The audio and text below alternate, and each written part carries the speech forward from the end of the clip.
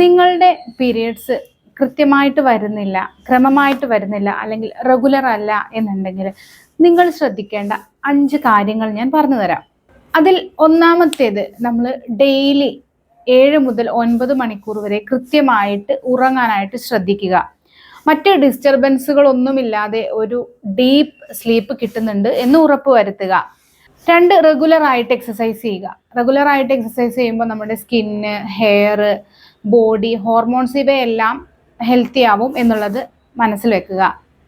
3, നമ്മൾ കൃത്യമായിട്ട് ഹെൽത്തി ആയിട്ട് ഭക്ഷണം കഴിക്കാനായിട്ട് ശ്രദ്ധിക്കുക.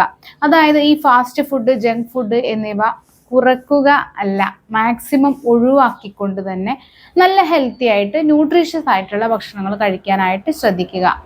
4, ശരീരം ഓവർ വെയിറ്റ് ആവാതെയും അണ്ടർ വെയിറ്റ് ആവാതെയും ശ്രദ്ധിക്കുകയും ഒരു നോർമൽ വെയിറ്റ് മെയിൻറ്റെയിൻ ചെയ്യുകയും നോർമൽ BMI ബോഡിയെ നിലനിർത്താൻ ശ്രമിക്കുകയും ചെയ്യുക. 5, ശരീരത്തിൽ കുറവുള്ളതായിട്ടുള്ള വൈറ്റമിൻസോ മിനറൽസോ ഒക്കെ ഉണ്ട് എങ്കിൽ അത് കൃത്യമായി സപ്ലിമെന്റ് എടുത്ത് നോർമലായിട്ട് നിലനിർത്താനായിട്ട് ശ്രദ്ധിക്കുക. ഇത്രയും കാര്യങ്ങൾ ശ്രദ്ധിച്ചിട്ടും നിങ്ങളുടെ പീരിയഡ്സ് നോർമൽ ആകുന്നില്ല എന്നുണ്ടെങ്കിൽ നിങ്ങളൊരു ഡോക്ടറെ കൺസൾട്ട് ചെയ്യുകയും PCOD, തൈറോയിഡ് അല്ലെങ്കിൽ മറ്റു ഹോർമോണൽ പ്രശ്നങ്ങളുണ്ട് എങ്കിൽ അത് കൃത്യമായിട്ട് ചികിത്സിക്കുകയും ചെയ്യുക.